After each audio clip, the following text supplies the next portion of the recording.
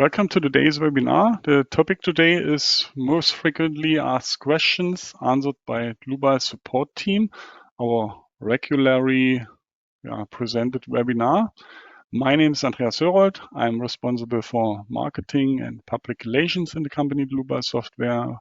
For instance, the content of the website, the German and English webinars, the customer projects, newsletters, and so on. I will be the moderator today, and I present the first part of the webinar, and then I hand over to Jürgen. Jürgen can introduce himself. Yes, thank you, Andreas. My name is Jürgen Teilmann. I work for Dlubal mainly in customer support. So this is where I answer your questions about using the program, whether via email or via telephone support. And within this function, I regularly browse through all the questions that come and filter for the most frequently asked questions and prepare this webinar. Like Andreas said, I will be presenting the second part of this webinar, and in the first part, I will be answering your questions, while in the second part, Andreas will be answering your questions. So that's all from my side for now. Back to Andreas. Okay, thank you. Then we can switch off our webcams so that the attendees can see the full screen. So you can ask questions via this part of your screen or of the window. You have to press this button above, and then you can enter a question here. And one of us will answer you.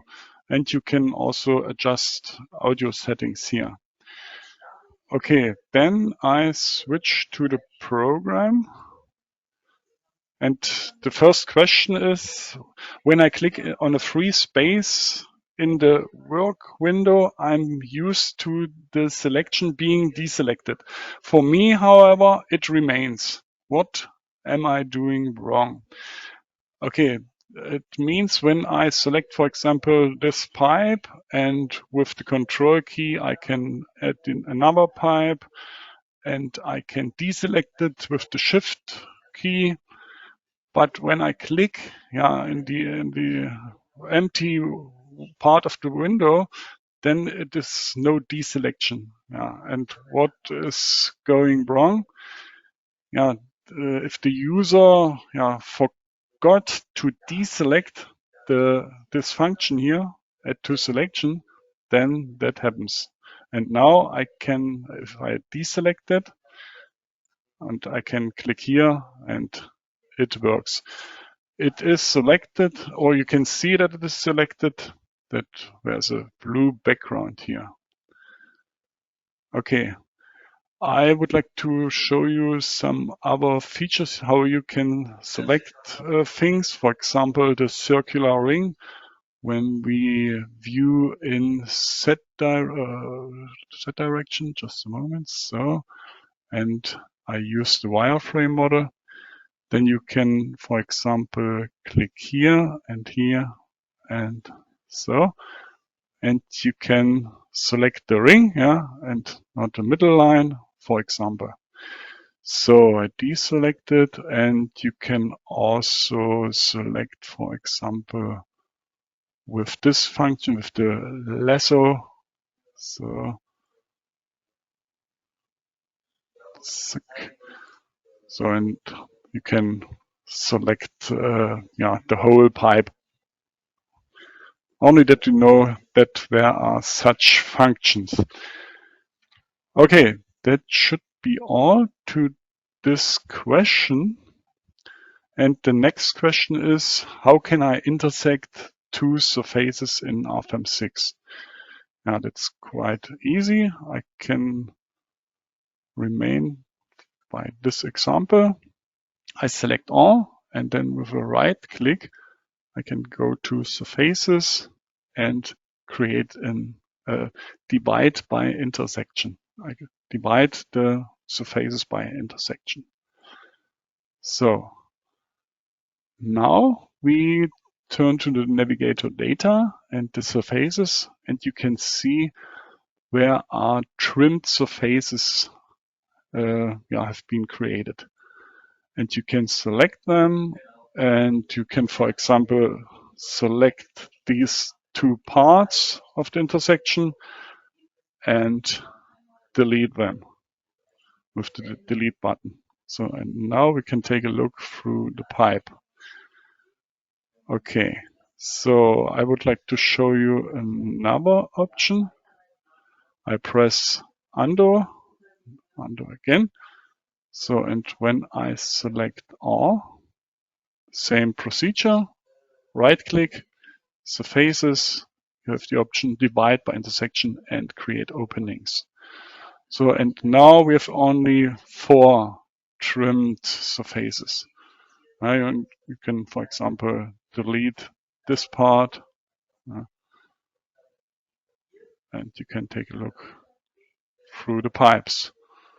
Now, and then you can add your loads and supports and so on, create the mesh,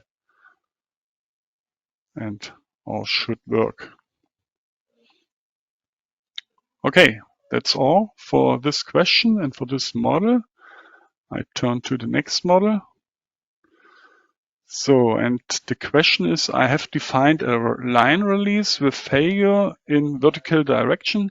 Nevertheless, the connection in the direction is, in this direction is rigid. How do I enter the line releases in the correct direction? So we have prepared this model here, 2 parts of concrete surfaces, and this surface should be lift up when we have got such a load. We call it test load lift up. Let's calculate it. So, and we can see there's no global deformation. That doesn't work. If I double click on the line hinge, we can see in Z direction, a nonlinearity is defined, and a small spring constant that it calculates. So fixed if positive we set. But the line hinge has got his own coordinate system. You can see that when you move with the mouse over the line hinge, or you can go to your left at the bottom, navigator display, then types for lines, line hinges, and then you can display the line hinge axis system permanent. So, and you can see the Y direction is in direction of the global Z axis. So that means that we have to modify this line hinge. So I deselect it in Z direction, select Y direction, add a small spring constant, and the nonlinearity fixed if positive Vy. Okay, and now we calculate all again, or at least the load case, the test load case. Okay, and now it lifts up. It must be clear that the line hinges have got their own coordinate system. Okay, so that should be all from my side. I take over or hand over the screen and the words to Jürgen. Jürgen, you can start your presentation. Yes, thank you, Andreas. So I will be starting with the 3rd model for today and the 4th question. And the question is, how can I share my user-defined blocks with my colleagues? So first of all, if you don't know what are blocks in RFEM, I go to the Dlubal center, which is the big blue D with the small white C in it. where you can, of course, navigate through your whole projects. You can check your personal Dlubal account, and you can also manage all your templates and blocks. When I go under blocks, you will see several parametric blocks which you can use in your model. Maybe some 3D holes there are for use in an RFEM model. Okay, but you cannot only use those prepared blocks that we offer with the program installation. You can also save existing models and use them as blocks for further usage. So I have an example here, which is a steel column base, which is quite elaborate to model with all the details. So I want to reuse this again and again, and therefore I want to save it as a block. So I go to the menu File, Save as Block, and then I get to a saving dialog where I can give this one a name. Let's make it a name that stays in mind, like my foot. So this is my personal block now. I can give this a categorization and a model category to have a sound filter of it. So I go to the steel structures. They are here, and I go to the columns. So I have the column foot under the section columns in my model categories. Okay, I save the block, and this is now saved on my computer on my local working directory. So within the model I'm using now, I can reuse this block now, either again via the Dlubal Center or right next to it via the block manager. So there you have the same block manager as in the Dlubal Center, where I go to the steel structures, to the columns, where I immediately find this block, which I have just saved with the name my foot. I double click on that block and get to a dialog where I can insert this block into my model. I'm just picking another point in the model, maybe over here, 10 meters from the first foot. When I hit OK, the block will be inserted. So this is one way to use those blocks, but the main question, as you remember, is how can I share those with my colleagues? So I go back to the Dlubal Center. In the section blocks to steel structures and columns. And when I do a right click on this block, I get the context menu where I can open the file location. So this is the folder where I find the working directory on my computer.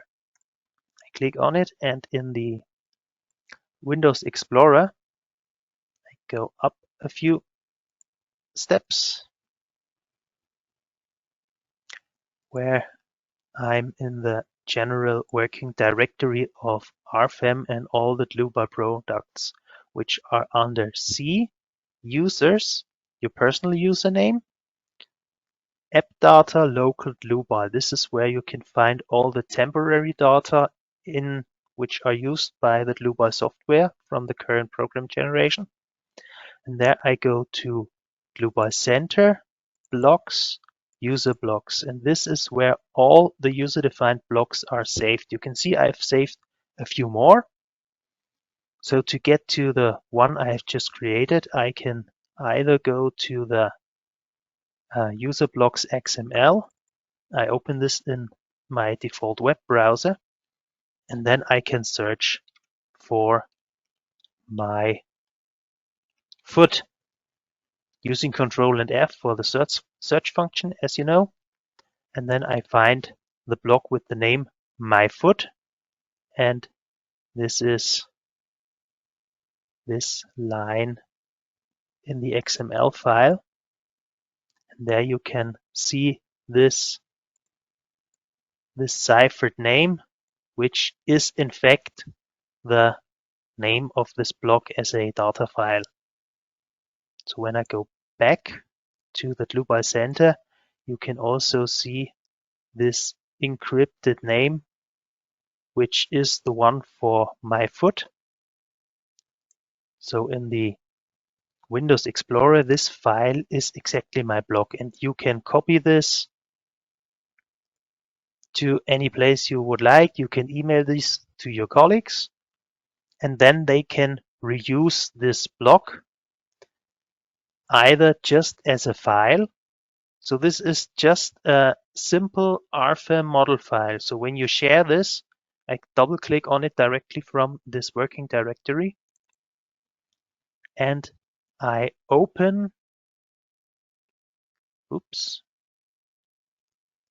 I want to open it in the English version, which is the one I have here. I open this block now as a RFEM model file. You can see in the name this encrypted file name, and once your colleague who you've sent this block to has opened this file, he or she can perform the same as I showed you previously. Go to File, Save as Block, so they can have this block in their own local working directory and in their own Dlubal Center. Yeah, that's for sharing those user-defined blocks. I will go to the next model for today. And the question about this model is, why can't I mesh my ceiling with downstand beams? So we now have here a single span ceiling with two downstand beams integrated to it. And when I say, computer, please create my mesh,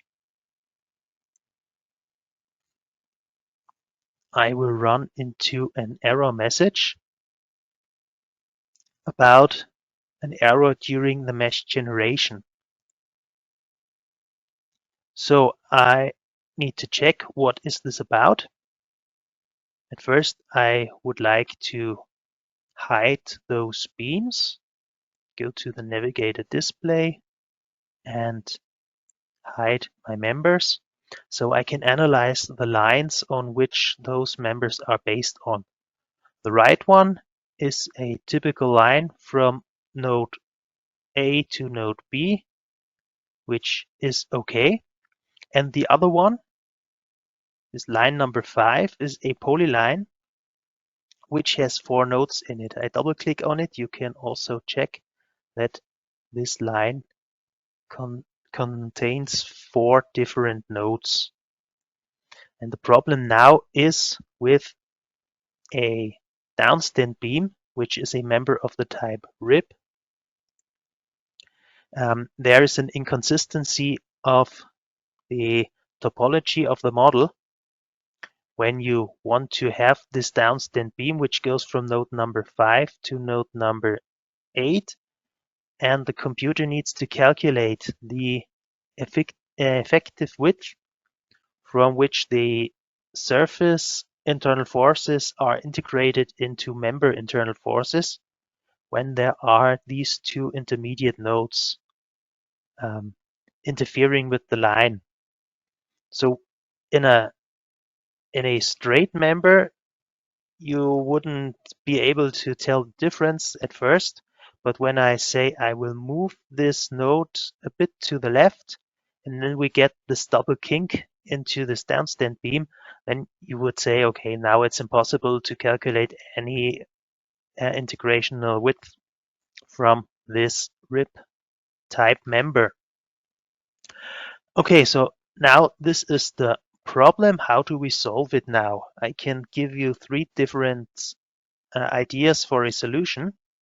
The first one would be if I edit the member on the left and say, now this is no longer a rib type member, this is now a beam. I say, okay, So you can see the first disadvantage, I have deleted my eccentricity. However, it's pretty simple to get an eccentricity manually into this beam. When I double click on it, go to eccentricities, there's another tab, and then I create a new eccentricity for this beam. Say the top of this beam, the plus Z side, needs to be set relative to the minus, the downside, the plus Z side of surface number, I pick it in the model number 1.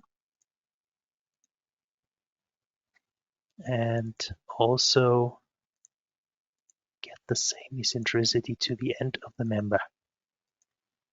So now we have the member with the correct eccentricity, and I can create the mesh for this model. Okay, that would be one solution. However, when you do this, you lose the integration width to this downstand beam when you don't use it as a rib. So I undo my changes. I say that's not a good solution. It's a solution, but there are better ones.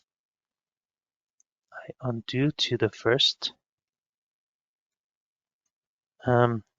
configuration, and now I can go here to these nodes, since I have identified them as causing the problem with this polyline. I simply delete them. So now you see it's still one member that goes from node 5 to node 8, but there are no intermittent nodes which interfere with my rib type member. So this is also another possibility to generate the mesh for this model. Okay, then you can say, well, this might be good, but I needed those two nodes for loading points to maybe get nodal loads on them, or maybe connect something from the top here. And so this is not the perfect solution for me still. I undo this to get those two nodes back. And what I do now, I right click on this member. I edit the line of it, this mentioned polyline of 4 nodes. And when I edit the nodes, I can deselect those intermittent nodes. So pressing Shift, I deselect both, and this polyline now goes from node 5 to node 8 without any intermittent points. And when I generate the mesh, you can see that this small modeling error I have made in the first is now corrected. Good.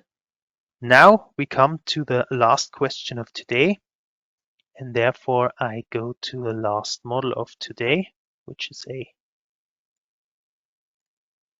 steel hall. And the question for this model is, how can I conveniently save detailed views of the design types I have entered and use them as a template in the printout report? So this question comes when you have structures like this and you want to perform a stability design check for all the members. So in the steel hall, I want to use the equivalent member method for the stability design of my columns and for those green coupling beams. Therefore, I have edited the effective lengths. When I double click on one of those columns, you can see under the design types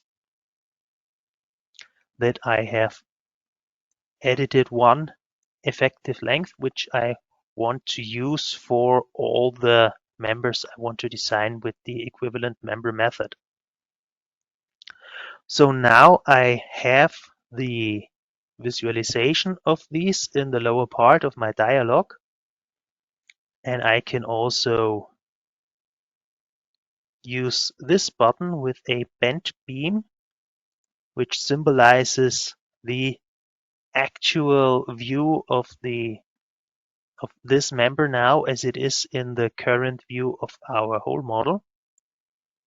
And I can print this one, or now I have the opportunity to print it to a graphic template. So I do this now.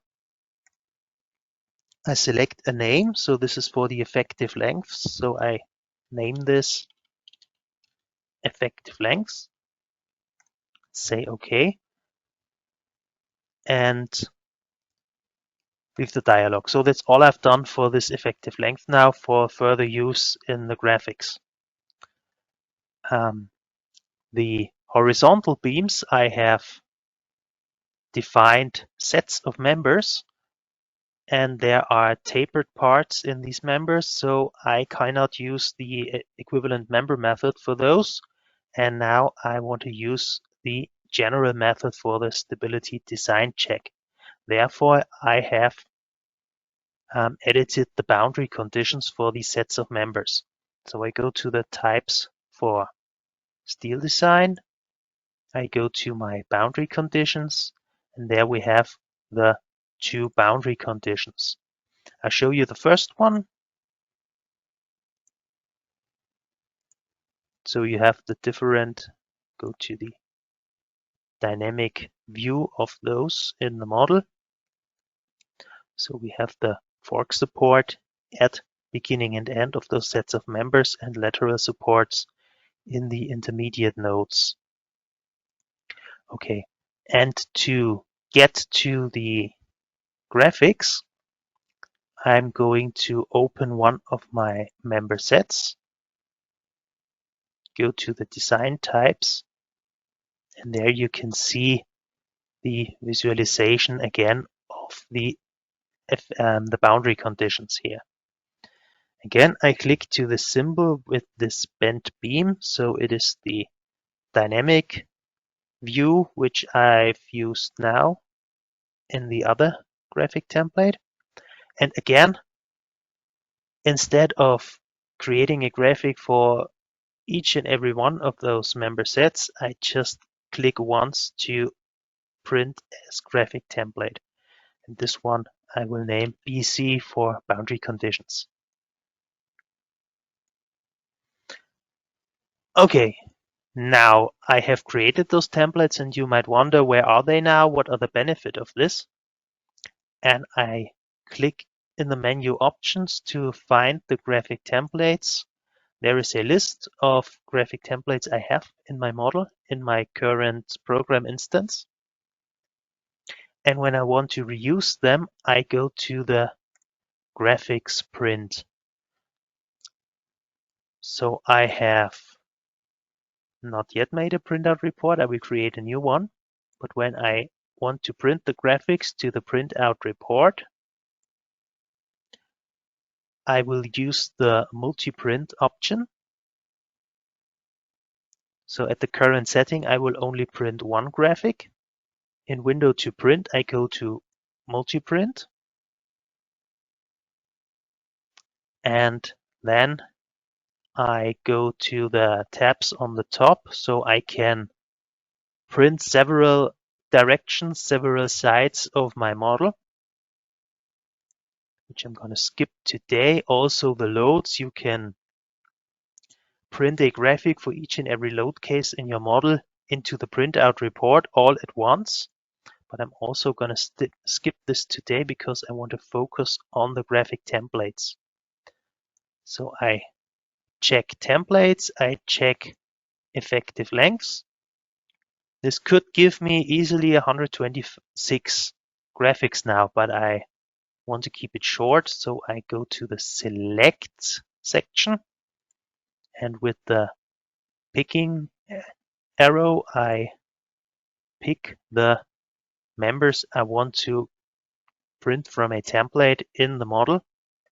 So I empty this selection and say I want to use the column on the outside and the center columns, and of course those coupling beams. So I have a representative for each and every one of these members I want to design with the equivalent member method.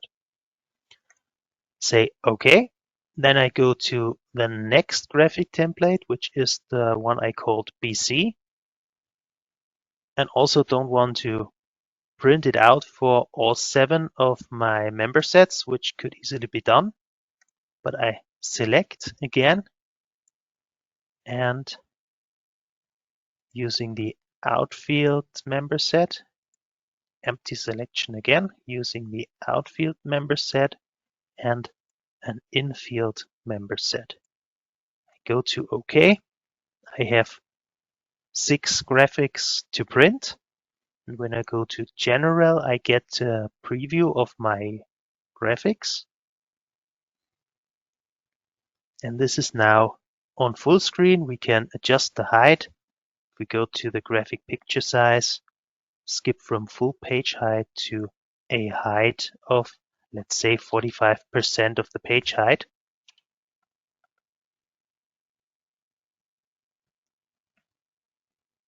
Just takes a few seconds to synchronize the preview.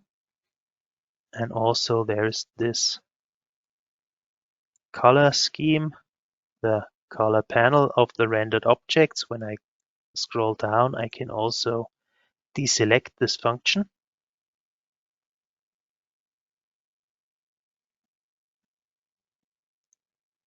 Need to sync. So we get the actual preview. And now you can see the preview of the effective lengths for the coupling beams with an effective length of 5 meters and the length of the columns with 6 meters. And again, 6 meters and 6 meters. And when I scroll further down, you can see the boundary conditions for those horizontal sets of members with all the lengths of the single fields within it, and also for the infield sets of members. Okay, when I go to Save and Show, now I create a new printout report. So I just make this really short. So we have basic objects, materials, sections, nodes, and members, and hit OK, and the program will print these graphics at the according point of this really short printout report I'm creating here.